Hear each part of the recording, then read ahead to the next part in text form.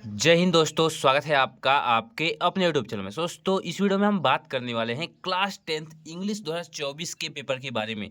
यानी जितने बच्चे 2024 में इंग्लिश का एग्जाम देने वाले हैं, उन बच्चों के लिए यह वीडियो बहुत ही महत्वपूर्ण है, क्योंकि मैं आप लोगों के लिए इंग्लिश का बिल्कुल ही वायरल पेपर लेकर आया हूँ, जो कि 817 डीके कोड का है। 817 डीके कोड का मैं पेपर लेकर आया हूँ और इस पूरा का पूरा पेपर का सोल्यूशन मैं करवाऊंगा और कुछ आपको ऐसी ट्रिक्स मैं बताऊंगा, कुछ ऐसे टिप्स ट्रिक्स बताऊंगा जिससे कि आप इंग्लिश में फोड़ कर आएंगे, क्योंकि मेरे खुद इंग्लिश में 91 नंबर आए हुए हैं। और मैं आपको बता दूं कि मैंने बहुत सारे पेपरों का एनालिसिस किया है। देखिए मेरे पास कितने सारे पेपर्स हैं, ये देख लीजिए, पूरे के पूरे कई सेट के पेपर हैं। पूरे के पूरे सेट के 2023 के 2024 के जितने भी पेपर हैं, ये सारे के सारे सेट के पेपर्स मेरे पास ऑलरेडी हैं और इन सारे पेपर्स का मैंने एनालिसिस किया है। ठीक है, उसके बाद से मैं वीडियो बना रहा हूँ, तो आप समझ सकते हैं कि मैं पूरी जानकारी के साथ आप लोगों को वीडियो बना रहा हूँ। और मैं इसमें आपको कुछ ऐसी ट्रिक्स बताऊंगा, कुछ ऐसी ट्रिक्स बताऊंगा जो कि आपके बोर्ड परीक्षा 2024 के लिए 4 मार्च को कारगर साबित होंगी। आप लिख कर ले लीजिए 90%, लिख कर ले लीजिए कि आपके 90% अंक कहीं नहीं जाने वाले हैं। अगर जो आप इस वीडियो को देख लेते हैं और आपको कुछ भी नहीं आता एग्जाम से, आप 2 घंटे 1 घंटे पहले भी इस वीडियो को देख लेते हैं, तो आपके 90 नंबर कहीं नहीं जाने वाले हैं। मैं आपको 90 नंबर दिलाऊंगा। मैं आपको ऐसी ट्रिक्स बताऊंगा जिससे कि आपको पता चलेगा कि कैसे इंग्लिश में कॉपी लिखना है। तो चलिए इस पेपर को देखते हैं और क्या करते हैं, इसको हल करना शुरू करते हैं। ठीक है, तो देखिए ये 817 डीके कोड का ये पेपर है और जैसे ही पेपर आपको मिलेगा, अब मैं आपको बताता हूँ, इसको मैं साइड हटाता हूँ और आपको मैं बताता हूँ इसके बारे में।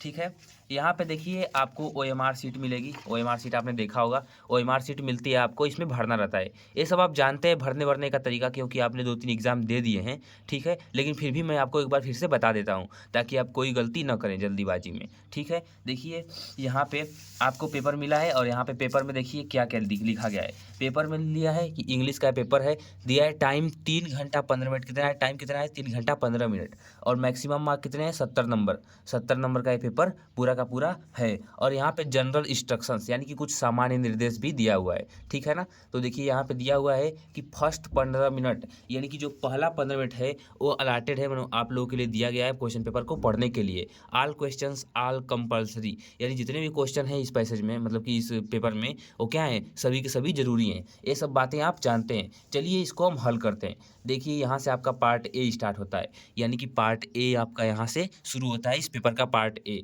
दिया है कि मल्टीपल चॉइस क्वेश्चन यानी कि एमसीक्यूज क्वेश्चन यहाँ पे आपके क्या होता है, शुरू होता है। देखिए दिया है कि क्वेश्चन नंबर 1 और 3, यहाँ से दिया है क्वेश्चन नंबर 1 से 3 तक लेकर है। दिया है कि read the following passage carefully, यानी पैसेज जो दिया है इसको ध्यान से पढ़िए। इस पैसेज को दिया है कि ध्यान से पढ़िए and choose the correct option, और सही विकल्प को चुनिए to answer the question that follow. अब देखिए आपको ट्रिक क्या लगाना है, मैं ट्रिक के बारे में पहले बताता हूँ आपको। देखिए मैं यहाँ पे आपको ट्रिक के बारे में बताता हूँ। आपको करना क्या है, आपको पहली बातें करनी है, कि पहले आपको पैसेज को नहीं पढ़ना है, क्योंकि ये अनसीन पैसेज है। कैसा पैसेज है, ये अनसीन है, यानी कि कभी आपने इसे देखा नहीं होगा। एक ऐसा पैसेज है अनसीन, आपने इसे कभी देखा नहीं होगा। तो पहली बात कि पैसेज को आपको पहले नहीं पढ़ना है, पहले आपको पैसेज को नहीं पढ़ना है। ठीक है, आपको पढ़ना क्या है, आपको क्वेश्चन को पढ़ना है। पहले किसको रीड करेंगे आप, पहले रीड करेंगे क्वेश्चंस को, पहले रीड करेंगे आप क्वेश्चंस को क्या करेंगे आप, रीड करेंगे। इससे क्या होगा कि अगर जो आप प्रश्न पढ़ेंगे तो आपको एक ओवरव्यू मिलेगा कि प्रश्न में पूछा क्या है, तो हम किस प्रकार से पैसेज को पढ़ेंगे। नहीं तो अगर जो आप पैसेज पढ़ के जा रहे हैं फिर क्वेश्चन पढ़ेंगे, फिर आपको आके पैसेज पढ़ना पड़ेगा। इसी बेहतर रहेगा कि आप पहले क्वेश्चन को पढ़ें। अनसीन पैसेज करने का ये बहुत ही वायरल ट्रिक है। तो चलिए हम क्वेश्चन को पढ़ते हैं, बाद में पैसेज को क्या करेंगे, पढ़ेंगे। और वैसे भी आपको क्वेश्चन को पढ़ के आपको समझ में आ जाएगा कि क्वेश्चन कहना क्या जा रहा है, आप उसी तरह सही कर देंगे। ठीक है, बिना पैसेज को पढ़े, क्योंकि ये सामान्य पैसेज वगैरह हैं। देखिए यहाँ पे आपका पहला क्वेश्चन दिया है, कि according to people the best part of life is, यानी कि लोगों के द्वारा जीवन के किस हिस्से को, मतलब क्या बताया गया है, बेस्ट बताया गया है। यानी जीवन का, यानी हम लोगों के जीवन का कौन सा भाग है जो हम लोग के लिए क्या है, बेस्ट है। क्या रिमेम्बरिंग द प्रेजेंट या फिर चाइल्डहुड। देखिए यहाँ पे जो चाइल्डहुड है इसमें राइट ऑप्शन है। कैसे, क्योंकि आपको भी पता है कि जो हमारे जीवन का सबसे सुनहरा मौका होता है वो बचपन होता है, क्योंकि बचपन में हम खेलते कूदते हैं, मस्ती करते हैं, दोस्तों के साथ घूमते हैं, ये सारी की सारी चीज़ें करते हैं। तो इसमें चाइल्डहुड, अब देखिए आपको सेटिस्फाई करने के लिए मैं पैसेज पढ़ के दिखा देता हूँ आपको। देखिए ट्रिक है, क्योंकि आप उसी तरह भी कर सकते हैं। यहाँ पे जब पैसेज आप पढ़ेंगे तो देखिए दिया है द ओल्ड पीपल से, यानी पुराने लोग का कहना है that childhood is the best part of life, यानी कि जो बचपन है वो हमारे जीवन का सबसे अच्छा भाग है। यानी कि जो बचपन है, जो हम बचपन में करते हैं चाइल्डहुड में, वो हम लोग के जीवन का सबसे बेस्ट पार्ट है। बेस्ट पार्ट है ना, तो लोगों के द्वारा क्या कहा गया है कि जो चाइल्डहुड है वो बेस्ट पार्ट है। आपको यहाँ से पता चल गया पहले वाले का आंसर कि चाइल्डहुड इसमें होगा। ठीक है, दूसरा दिया है कि to whom does a child trouble seems big, यानी to whom does a child's trouble seems big, यानी जो एक बच्चे की समस्या होती है, एक बच्चे की परेशानी होती है, वो किसे बड़ी लगती है? क्या पिता को लगती है, या माता को, या फिर एक बच्चे को, या फिर उसके दोस्त को? तो मैं आपको बता दूं कि आप खुद ही सोच के देखिए, जो एक बच्चे की परेशानी होती है उस बड़े लोग उसे इग्नोर करते हैं, क्योंकि बच्चे की छोटी छोटी परेशानियाँ होती है, लेकिन बच्चों के लिए वो बहुत बड़ी परेशानियाँ होती हैं। ठीक है, तो टू ए चाइल्ड यानी कि एक बच्चे के लिए, एक बच्चे की परेशानी क्या होती है? बहुत बड़ी होती है। ठीक है, अब OMR कैसे भरना है इसको भी देख लीजिए। ये पहले से आपका भरा भरा आया रहेगा, यहाँ पे हिंदी की जगह पे इंग्लिश रहेगा। ठीक है, यहाँ पे पेपर कोड डालेंगे तो कितना था आपका पेपर कोड? 817 DK। तो यहाँ पे डी लिखेंगे आप इसमें, और इसमें क्या लिखेंगे? के लिखेंगे। इसमें डी को गोला करेंगे। डी कहाँ दिख रहा है आपको? तो जहाँ यहाँ पे देखिए डी दिख रहा है, तो डी को क्या करेंगे आप? यहाँ पे गोला कर देंगे, डी को गोला कर देंगे। ये बिल्कुल अच्छे से आप करेंगे, गोला बिल्कुल बाहर ना जाए, क्योंकि कंप्यूटर से OMR चेक होता है। अब के आ गया तो के आप यहाँ पे के को गोला कर देंगे। ठीक है, के को जब गोला कर देंगे तो डी के आपका हो गया। ठीक है, और यहाँ पे कुछ नहीं करना है, परीक्षार्थी का हस्ताक्षर। तो जो आपका परीक्षार्थी है, आपका जो भी नाम है उसे क्या कीजिए? ऐसे हस्ताक्षर कर दीजिए। जो भी आपका नाम है उसको क्या कीजिए? हस्ताक्षर यहाँ पे कर दीजिए। अब यहाँ पे अब आपको कुछ नहीं करना है। और इसमें क्या करना है? इसमें तो आप जानते ही हैं कि जो ऊपर ऑप्शन में आप टिक किए रहेंगे उसको यहाँ पे लिखना रहेगा। जैसे मान लीजिए पहला का ए सही है, तो आपको यहाँ पे ए लिखना रहेगा। ठीक है, तो देखिए अब यहाँ पे दिया है पहले का ऑप्शन कौन सा सही था? तो डी सही था। डी सही था ना, तो आप OMR में डी वाले ऑप्शन को क्या करेंगे? ऐसे काला कर देंगे। ऐसे डी वाले को क्या कर देंगे? गोला कर देंगे। गोले से बिल्कुल बाहर नहीं जाना चाहिए, अच्छे से आप गोला करेंगे। ठीक है, तो इस प्रकार से आपको गोला करना है। तो ये आपकी हो गई OMR की बात। ठीक है, अब देखते हैं तीसरा क्वेश्चन। इन सारे क्वेश्चंस को तैयार करके जाइएगा, क्योंकि ये क्वेश्चन बहुत इंपॉर्टेंट है, वेरी वेरी इंपॉर्टेंट क्वेश्चन है। क्योंकि जिस प्रकार का मॉडल पेपर दिया था, देखिए इस पेपर में भी, ये सेट 2023 का है, इस पेपर में भी आप देखिए यहाँ पे भी बिल्कुल वैसे ही क्वेश्चंस दिए हैं। देखिए पैसे से रिलेटेड पहले क्वेश्चन दिया है, पहले पैसे से रिलेटेड दिया है, और जैसे जैसे आप आगे बढ़ते जाएंगे इस पेपर में, जैसे जैसे आप इस पेपर में आगे बढ़ते जाएंगे, तो उसमें आपको मिलेगा जो किताब का क्वेश्चन होता है वो बिल्कुल सेम सबसेट में सेम रहता है। इसीलिए आप इस क्वेश्चन पेपर को तैयार करके जाएंगे। हो सके तो मैं इस वीडियो में इसको भी हल करवाऊँ, जो ये आपका पुराना पेपर है 817 DM पेपर का, इसको मैं सोल्यूशन कराऊँ। ठीक है, तो चलिए इसको शुरू करते हैं। तीसरा वाला में देखिए दिया है कि which word in the passage is opposite of endless. इस पैसेज में कौन सा वो शब्द है जो इंडलेस का अपोजिट है? यानी कि इंडलेस का मतलब आप समझ रहे हैं, इंडलेस क्या होता है? इंडलेस यानी कि जो चीज़ खत्म हो जाए, मतलब कि जिसका अंत न हो, जिसका अंत न हो। इंडलेस यानी इंड यानी खत्म, लेस मतलब जिसका अंत न हो। उसका अपोजिट क्या होगा? क्या उसका अपोजिट फाइनाइट होगा, या फिर स्पीडी होगा, या फिर थर्डनेस होगा? तो देखिए इंडलेस, इंड यानी कि खत्म, और लेस यानी कि मतलब जो खत्म ना होने वाली। जैसे केयरलेस होता है तो केयर मतलब परवाह होता है, और केयरलेस मतलब लापरवाह होता है। इंडलेस मतलब कि जो खत्म ना हो। क्या वो कॉन्टिन्यूस होगा? तो वो भी तो इसी का ये तो समानार्थी शब्द हो जाएगा। तो जो इसमें आपका अपोजिट होगा होगा फाइनाइट, यानी कि जो क्या है? इनफाइनाइट नहीं है, जो अनंत नहीं है, क्या इसका अंत है? फाइनाइट है, यानी कि फाइनाइट इसमें क्या होगा? राइट ऑप्शन होगा। फाइनाइट क्या इसमें सही उत्तर है, तो फाइनाइट को आप टिक करेंगे, बी वाले को। बहुत सारे बच्चे कन्फ्यूज करके कॉन्टिन्यूस को मार देते हैं, तो ऐसी गलती न करें। चौथा दिया है कि चिल्ड्रेन, चौथा दिया है कि children children to attend the program. Children और डैश दिया है, फिर टू अटेंड द प्रोग्राम दिया है। अब भरेंगे children had go to attend the program, children will go to attend the program, and children went to attend the program, यानी कि तीनों के तीनों ऑप्शन सही है। ठीक है, क्योंकि इनमें क्रियाओं में जैसे बदली हुई हैं, जैसे विल को लगा है, वेंट लगा है, हैड को लगा है, इसमें क्रियाएं बस बदली हुई हैं। ठीक है, तो आपको क्या करना है कि ये तीनों के तीनों सही हैं, क्योंकि अपने टेंसेज में तीनों के तीनों सही हैं, यानी कि ऑल ABC आर करेक्ट, यानी तीनों के तीनों क्या है? करेक्ट हैं। देखिए पैसेज को करने का ट्रिक क्या होता है, इसमें आपने पढ़ा तो आपको समझ में आ गया, आपको पैसेज नहीं पढ़ना पड़ा। जैसे कि आपको खुद पता है कि जो बचपन होता है हम लोग का, वो बहुत ही हसीन होता है, यानी कि बहुत ही खुश रहता है बचपन। फिर इसमें एक बच्चे की परेशानी एक बच्चा ही मतलब कि बच्चा ही समझ सकता है जिसकी बड़ी परेशानी होती है। ठीक है, इसमें दिया है फाइनाइट, और इसमें भी आपको दे दिया विल गो, वेंट गो, ये भी आप जानते होंगे। अब देखिए दिया है पांचवा वाला दिया है कि the things that have been created by somebody is called, यानी कि the things that has been created by somebody called, मतलब कि इसमें पूछा है कि कोई वस्तु किसी के द्वारा जब खोजी जाती है कि मतलब बनाई जाती है, जब कोई वस्तु किसी के द्वारा बनाई जाती है तो उसे क्या कहते हैं? उसे क्या कहते हैं? इन्वेंशन, यानी कि आविष्कार कहते हैं। क्या कहते हैं? आविष्कार।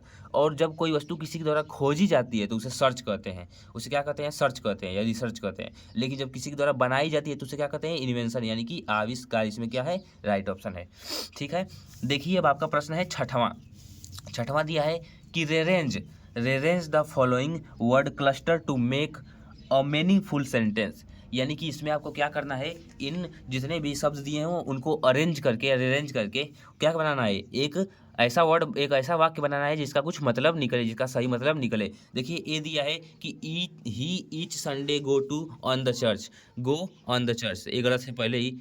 ही goes to church on each Sunday, ये आपको सुटेबल लग रहा है। देखिए पहले क्या है, पहले करता है, फिर क्रिया है, फिर उसके बाद से अदर चीज़ें हैं, तो ऐसे सेपरेट आप बैठा के देख लेंगे तो पढ़ने में भी ये सही लग रहा है कि ही गोज टू चर्च, वह चर्च जाता है, ऑन ईच संडे यानी कि प्रत्येक संडे को। ठीक है, तो इसमें बी वाला ऑप्शन क्या हो जाएगा आपका? राइट हो जाएगा। सातवां दिया है कि which of the word following misspelled, यानी कि which of the following word is misspelled, यानी कि इसमें कौन सा जो शब्द है वो गलत है।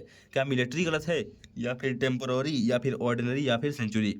तो मिलिट्री यानी होता है आर्मी, टेम्पोररी यानी होता है जो आपका अस्थाई होता है। ठीक है, ऑर्डिनरी मतलब जानते ही हैं, और सेंचुरी यानी कि शतक। ठीक है, तो जो इसमें मिलिट्री लिखा गया है क्या है? गलत है। मिलिट्री क्या है? इसमें गलत वर्ड है, मिसपेल्ड है। आप मिलाएंगे मिलिट्री के स्पेलिंग, इसमें क्या है? मिलिट्री क्या है? इसमें गलत है। आठवां दिया है कि the teacher pointed the mistake and Sheela correct it. क्या teacher pointed upon the mistake, क्या teacher pointed to the mistake? यहाँ पे टू यानी भी वाला टू है, फिर यहाँ पे आप, तो जिसमें आउट होगा इसमें राइट ऑप्शन होगा, क्योंकि जो the teacher pointed out the mistake and Sheela correct it. ठीक है ना, ये क्या है? इसमें राइट ऑप्शन है आउट। ठीक है ना, जो टीचर था उसको मतलब कि जो मिस्टेक थी, जो गलती थी, उसको पॉइंट आउट किया, यानी उसको दिखाया भी, दर्शाया, तो शीला ने उसे क्या किया? सही कर लिया। ठीक है, अब देखिए आपको फिर एक पैसेज मिलेगा, लेकिन ये जो पैसेज रहेगा ये आपको क्या रहेगा? आपके बुक से साथ पैसेज रहेगा, तो ये बुक से आपके पैसेज है। देखिए नेल्सन मंडेला वाले चैप्टर से क्या है? पैसेज है। ठीक है, तो इसको आपने पढ़ा भी होगा अपने बुक में, तो फिर से आपको क्वेश्चंस को पढ़ना है, पैसेज को नहीं पढ़ना है, क्योंकि आपके बुक से पैसेज है और आपने पैसेज को पहले से ही पढ़ रखा है। पहले से क्या किया है? पैसेज को पढ़ रखा है। अगर कुछ किसी बच्चे को कुछ नहीं समझ में आ रहा है तो बस कैसे करना है देखिए। दिया है mister Mandela was not free but his brother and sister were, मतलब कि जो मंडेला थे वो फ्री नहीं थे, मतलब आज़ाद नहीं थे। क्या उनके भाई बहन आज़ाद थे? आज़ाद थे? ठीक है, प्रेइंग थे, या फिर अपोलोजिंग थे, या फिर also not free? Also not free इसमें क्या है? सही है, क्योंकि जब नेल्सन मंडेला भी नहीं फ्री थे और वो भी नहीं, मतलब कि उनके भाई बहन भी नहीं फ्री थे। और आप पूरा का पूरा पेपर देख कर जाएंगे तभी आपको आएगा समझ में। ठीक है, और 70 में से मैं आपको 60 नंबर दिलवा के रहूँगा, क्योंकि मैं पूरा का पूरा ट्रिक पे बेस्ड पे बता रहा हूँ। अभी धीरे धीरे और जो चीज़ें रहती हैं सब्जेक्टिव टाइप में, उसको भी मैं बताऊँगा, सब्जेक्टिव क्वेश्चंस को भी मैं बताऊँगा। ठीक है, 10वां दिया है कि mister Mandela joined the African national Congress when. Mister Mandela joined the African national Congress when, जो मंडेला थे उन्होंने नेशनल अफ्रीकन पार्टी को कब किया? He found that his freedom and the freedom of everyone who looked like him was कल मतलब कि curtailed. ठीक है, तो ए वाला क्या है आपका ऑप्शन? सही है, डी वाला ऑप्शन इसमें क्या है? राइट ऑप्शन है। ठीक है, अब देखिए नेक्स्ट क्वेश्चन देखते हैं। देखिए नेक्स्ट क्वेश्चन दिया है इसमें कि क्वेश्चन नंबर 11 से 13 तक दिया है कि choose the correct option to answer the following questions. ठीक है, दिया है इसमें कि इसमें आपका दिया है कि on the podium was first sworn in as second deputy president, तो इसमें कौन से होंगे? ताबो में जो इसमें कौन सा ऑप्शन सही होगा? इसमें आपका डी वाला ऑप्शन सही होगा, मिस्टर डी क्लर्क। इसको आपको पैसेज को पढ़ना होगा, या फिर आपने कहानी पढ़ी होगी तो उसमें से भी ये दे देता है। ठीक है, देख नेक्स्ट ये है कि the poem was about a mother duck and a father स्वान।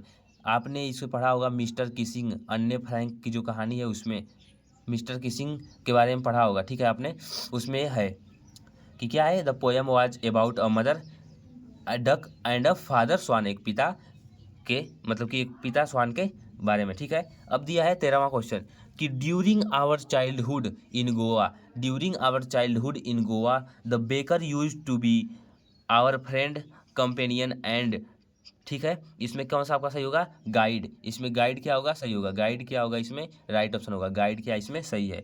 14वां देखिए, इसमें भी आपको दिया है कि some say word will end the fire and ice वाले चैप्टर से, किससे, फायर एंड आइस वाले चैप्टर से है। कि सम से मतलब कुछ लोग कहते हैं कि जो दुनिया है वो आग से क्या होगी, नष्ट होगी, और कुछ लोग कहते हैं कि बर्फ़ से। From what, from what I have tested of desire I hold with those who favour fire, ठीक है, तो इसमें क्या होगा, some people say that the world will end, लोग कहते हैं कि दुनिया किससे ख़त्म होगी, आग से। किससे ख़त्म होगी, some say that the world will end in fire, लोग कहते हैं कि दुनिया किस में ख़त्म होगी, तो आग में, यानी फायर इसमें क्या होगा, राइट ऑप्शन होगा।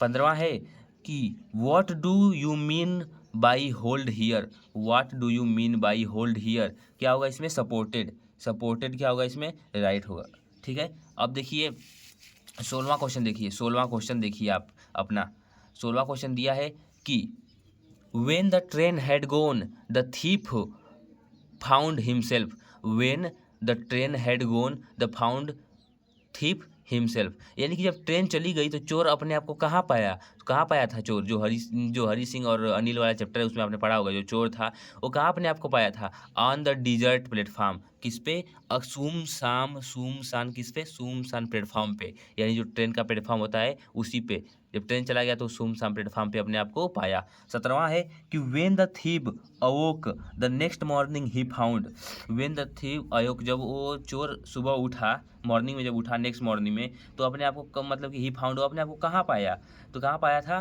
Anil had made the T, मतलब कि when the thief अवोक the next morning he found Anil had made the T, Anil ने क्या किया था, चाय बना दिया था, वो पाया कि अनिल ने क्या किया था, चाय बना दिया था। 18वां है कि Griffin swallowed certain rare drugs and his body become, ठीक है, जो Griffin swallowed certain rare drug and his body become, क्या होगा, ट्रांसपेरेंट, ट्रांसपेरेंट, ग्रिफिन वाला आपने चैप्टर पढ़ा होगा जिसमें आपको पता होगा कि जो वो पारदर्शी था, ठीक है। 19वां है कि mister Jeffers the constable had to arrest a man without a head, ahead यानी बिना सिर वाला, इसको भी आपने पढ़ा होगा इस चैप्टर में भी, ठीक है। Mister Jeffers the constable had to arrest with a man, मतलब जो कांस्टेबल था उसने एक आदमी को गिरफ्तार किया जो कि बिना सिर वाला आदमी था, यानी बिना हेड वाला आदमी था। 20वां क्वेश्चन है कि at Harvard medical school Richard Ebright began doing experiment because he wanted to save his life, he wanted to save others life to prove the reaction to test his theory, अपने theory को test करने के लिए उसने क्या किया था कि, ठीक है, अपनी थियरी को टेस्ट करने के लिए, इसमें राइट ऑप्शन है टू टेस्ट हिज थियरी, अपने एक्सपेरिमेंट को क्यों किया था, अपनी थियरी को टेस्ट करने के लिए, इसने थियरी दिया था उसी थियरी को टेस्ट करने के लिए। अब आपका असली खेल शुरू होता है, यहाँ से आपके ऑब्जेक्टिव क्वेश्चन खत्म, यहाँ से खल्लास हो गया ऑब्जेक्टिव क्वेश्चन। अब देखिए मेन मुद्दा यहाँ से शुरू होता है सब्जेक्टिव क्वेश्चन से। अब कैसे करना है आपको, अब सारे के सारे बच्चे यहाँ से डर जाते हैं क्योंकि बच्चे बहुत ज़्यादा इंग्लिश में कमज़ोर होते हैं। तो अब मैं आपको लिए लेके आता हूँ कापी, अब मैं आपको बताता हूँ कि कैसे आपको करना है। देखिए दिया है कि read the following passage carefully and answer the question that follow. मैंने फिर बताया कि अनसीन पैसेज को पहले नहीं पढ़ना है, पहले पढ़ना क्या है आपको, पहले क्वेश्चन को पढ़ना है। दिया है कि how many daughters did king of Greece have, how many daughters मतलब कितनी पुत्री थी, डिड द किंग राजा की, ऑफ ग्रीस है यानी कि जो ग्रीस का राजा था उसकी कितनी पुत्रियाँ, उसके पास कितनी पुत्रियाँ थी, चाहे उसकी कितनी पुत्रियाँ थी। तो देखिए दिया है कि long long ago there was a king in Greece, मतलब ग्रीस में एक राजा था, ही हैड 3 लवली सिस्टर्स। अब यहाँ पे आपको पता चल गया कितनी थी बच्चियाँ, 3 प्यारी बच्चियाँ थी, यानी 3 प्यारी बच्चियाँ थी। तो यहाँ से आपको लिखना है, तो आप यहाँ पे डालेंगे, देखिए क्वेश्चन नंबर 21 है, तो आपको क्वेश्चन नंबर कैसे डालना है ये भी देख लीजिए। लिखना है आपको question answer QUESTION, question answer यहाँ पे लिखना है आपको, क्वेश्चन आंसर मतलब कि प्रश्नोत्तर जी जो आप हिंदी में लिखते हैं। क्वेश्चन आंसर किसका, 21 का आप कर रहे हैं, 21 का, ठीक है। और 21 का आप जब यहाँ पे आप ऐसे भी कर सकते हैं और यहाँ पे ए डालिएगा, ए वाला आप कर रहे हैं, ए वाला, ठीक है। ए वाला कर रहे हैं तो पूरा है कि how many daughters did the king of Greece have, तो लिखेंगे कि देयर मतलब कि he had 3 lovely daughters, he had 3 lovely daughters, क्या लिखेंगे 3 lovely daughters, 3 lovely daughters the king of Greece have, ठीक है। इसको आप पूरा अच्छे से लिख सकते हैं, ठीक है, कि ही हैड 3 लवली डॉटर्स, बस इतना ही लिख देंगे तो आपको मिल जाएगा, ठीक है ना। तो आप यहाँ से लिख लेंगे कि ही हैड मतलब उसके पास ही हैड 3 लवली डाटर्स, ठीक है। राइटिंग में मत जाइएगा, राइटिंग में जल्दी जल्दी लिख रहा हूँ, वीडियो बना रहा हूँ, अभी बहुत लंबा हो जाएगा वीडियो, इसके लिए मैं जल्दी जल्दी बता रहा हूँ। ही हैड 3 लवली डाटर्स आप लिख देंगे, आपको यहाँ पे 2 नंबर इसका मिल जाएगा, जितने नंबर का होगा, ठीक है। अब दिया है कि who what the fairest of all, who was the fairest of all, who was the fairest of all. तो अब इसको पढ़िए फिर से एक बार पैसेज को, कि the daughter beautiful, the second daughter was more beautiful then the first, but the third was the fairest of all. अब पूछा है कि who was the fairest of all, सबसे सुंदर कौन थी, सबसे सुंदर, तो कौन सी वाली पुत्री थी, तीसरी वाली, कि but the third was the fairest of all, यानी जो तीसरी पुत्री थी राजा की वो सबसे सुंदर थी, सबसे खूबसूरत थी।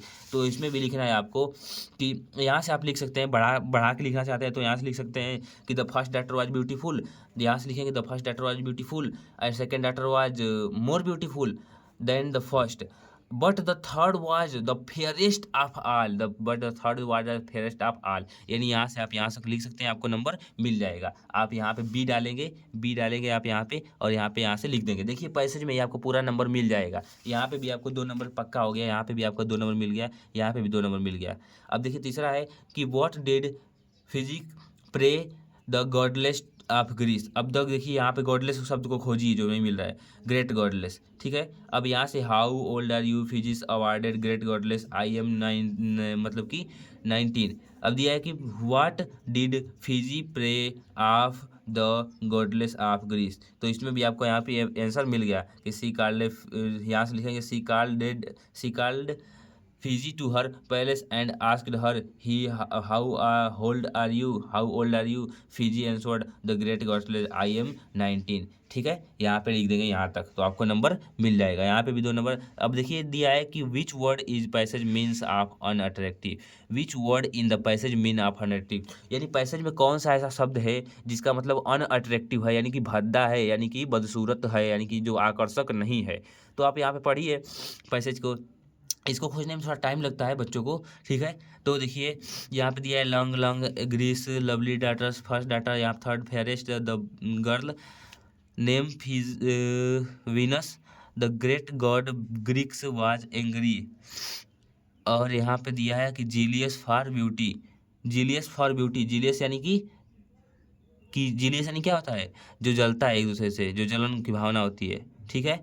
तो इसे आप पूरा पैसे जब पढ़ेंगे तो आपको इसका भी मतलब मिल जाएगा कि अनअट्रैक्टिव का मतलब क्या है।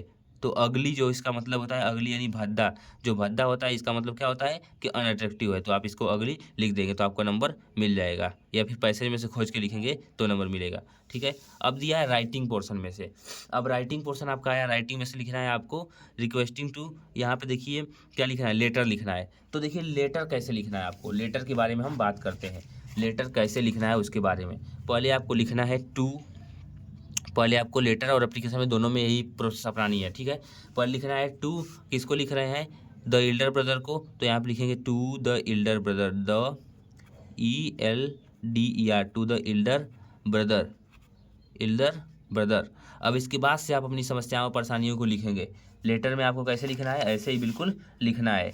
अब डी यहाँ पे लिख दीजिए, और यहाँ पे लिख दीजिए मैं कहाँ से हूँ। अगर आप अपने भाई को लिख रहे हैं तो भी आपको, आपका भाई को पता होगा आप मान लीजिए कहाँ से रह रहे हैं, या फिर तो यहाँ पे आपको वो लिखना है, वो चीज़ें लिखनी है यहाँ पे कि कहाँ से मतलब कि हैं। जैसे मान लीजिए कि आपको लिखना है कि योर फैथफुली मनोज, तो यहाँ पे लिख दीजिए कि योर, यहाँ पे लिखेंगे योर FAITH, ठीक है, फैथ और फैथफुली योर फैथफुली क्या लिखेंगे, जो भी आपका मतलब नाम है वो लिखेंगे कि मान लीजिए कि आपका नाम क्या है, रोहन है, तो आप क्या लिखेंगे, योर फैथफुली रोहन। यानी अपने भाई को आप लेटर लिख रहे हैं तो टू द एल्डर ब्रदर, फिर योर फैथफुली रोहन, ताकि आपका भाई समझ जाएगा कि मतलब कौन लिख के भेजा है, मेरा भाई। ठीक है, और ऐसे आप करके पूरा का पूरा लेटर लिख देंगे। और लास्ट में आपको क्या करना है, लेटर लिखने के लास्ट के बाद यहाँ पे आपको डेट लिखना है कि किस डेट को मैं लेटर दे रहा हूँ, मैं किस डेट को मैं लेटर, डेट यहाँ पे लिखेंगे आप। डेट के बाद और क्या लिखा जाता है, तो देखिए डेट लिखेंगे आप इसमें कॉमन तौर पे, और ज़्यादा कुछ नहीं लिखा जाता है। एड्रेस लिखा जाता है, तो एड्रेस अगर दूसरे को ले रहे हैं तब आप एड्रेस लिखेंगे, और भाई को लिख रहे हैं तो एड्रेस आपको नहीं लिखना पड़ेगा। ठीक है, तो भाई को आप दे रहे हैं तो आपको एड्रेस नहीं लिखना पड़ेगा, और अदरवाइज में दूसरे को आप दे रहे हैं तो एड्रेस लिखेंगे। ठीक है, ऐसे आपको फिर ये लेटर आपका कंप्लीट हो जाएगा। ऐसे ही एप्लीकेशन टू द प्रिंसिपल आप जैसे कि जो भी आपका होगा ऐसे करके आप पूरा का पूरा एप्लीकेशन भी लिख देंगे। एप्लीकेशन में ये सब नहीं लिखा जाता है, एप्लीकेशन में बस यहाँ पे नीचे आपका नाम वगैरह जो भी होता है, जो ज़रूरी चीज़ें होती हैं उसको लिखा जाता है।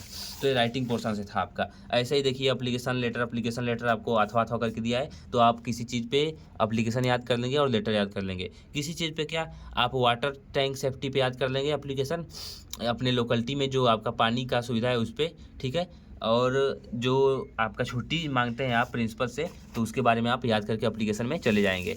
अब देखिए यहाँ पे ट्रांसलेशन दिया है, और देखिए यहाँ पे दिया है rewrite following sentence by changing indirect speech, यानी कि इनको फिर से लिखना है आपको। जैसे कि change following the passive voice, इसको पैसिव वाइज में चेंज करना है। The king shot the lion, ठीक है ना, तो the lion was shotted by king, इसमें इसको आप पैसिव वाइज में चेंज कर दीजिए, तो यहाँ पे क्या हो जाएगा, the king shot the lion, फिर आप लिखेंगे the lion shotted by the king, यानी किंग के द्वारा क्या हुआ, मारा गया। इसको आपको बदलना है, पंक्चुएट करना है, तो बड़ा लेटर में कर दीजिएगा। राकेश है तो नाम है तो आर बड़ा लेटर में रहेगा, Rakesh said to Shyam are we still away from the city. फिर यहाँ पे आपका जो भी आपका यहाँ पे मार्क लगाना होगा यहाँ पे आप लगा देंगे इसे। ठीक है, उसको मार्क लगा के आप मतलब कि पूरा कर देंगे तो आपको नंबर मिल जाएगा, यहाँ पे भी 2 नंबर। फिर यहाँ पे आपको ट्रांसलेशन करना है कि मैं अपने माता पिता के साथ रविवार को लखनऊ जाऊँगा, तो इसके बारे में भी आपको पता होगा कि जब मैं अपने माता पिता के साथ रविवार को लखनऊ जाना चाहता था, तो इसको आप कैसे मतलब कि चेंज करेंगे, तो इसका ट्रांसलेशन क्या होगा कि I wanted to go to Lucknow with my parent, यानी मैं अपने माता पिता के साथ लखनऊ जाना चाहता था। किस दिन, संडे के दिन, रविवार के दिन। I wanted to go to Lucknow with my parent on Sunday. अब देखिए कि ट्रेन नंबर 1 मतलब कि ट्रेन प्लेटफॉर्म मतलब कि गाड़ी नंबर 1, आप यहाँ पे बोल सकते हैं कि ट्रेन नंबर 1 मतलब ट्रेन प्लेटफॉर्म नंबर 1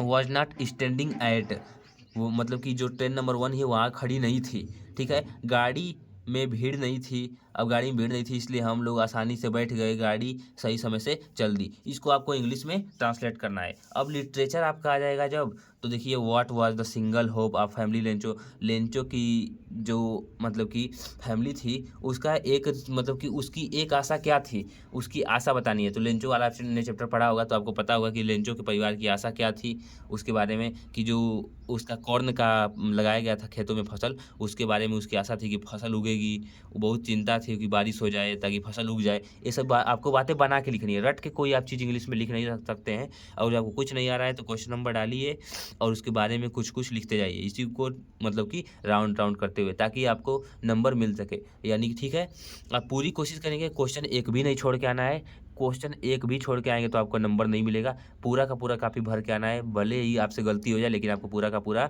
लिख के आना है। ठीक है, ये आप देख सकते हैं, आपके ये तो बुक का क्वेश्चन है तो आप खुद बुक के क्वेश्चंस को आप जानते होंगे, इसमें से और कुछ नहीं है। पोयम वगैरह है तो पोयम आपको याद कर लेना है, एक आध दो पोयम। ठीक है, दिया है कि राइट 4 लाइन्स एनी पोयम। ठीक है, इन योर सिलेबस, जो आपके सिलेबस में उसमें से कोई एक पोयम आपको लिखना है, तो पोयम आप एक याद करके जाएंगे, फायर एंड आइस याद कर लेंगे, या फिर अदर पोयम है उसको क्या करेंगे आप याद कर लेंगे। अब देखिए यहाँ पे लास्ट में आपको क्या दिया है, लास्ट में भी यहाँ पे दिया है सेंट्रल आइडिया लिखना है, dust of snow, tiger of जू, ट्रीज। इन तीनों में से आपको कोई एक सेंट्रल आइडिया याद कर लीजिएगा, डस्ट ऑफ स्नो का याद कर लीजिएगा या फिर टाइगर ऑफ जू का। ठीक है, कोई एक याद कर लीजिएगा इसमें से। और 29वां में दिया है आपका 3 नंबर का क्वेश्चन है, और यहाँ पे 4 नंबर का क्वेश्चन दिया है। तो ये सब आपके बुक के क्वेश्चन थे। आपका पेपर यहाँ पे समाप्त होता है। आई होप आपको मेरी बातें समझ में आई होंगी। और एक क्वेश्चन था 817 डीके का, और ये देखिए 817 डीएम का पेपर है, इंग्लिश का ही है, और मैंने बहुत सारे पेपरों का एनालिसिस किया है। आप यहाँ पे देख सकते हैं, सारे के सारे क्वेश्चन पेपर ही हैं आपके, ठीक है।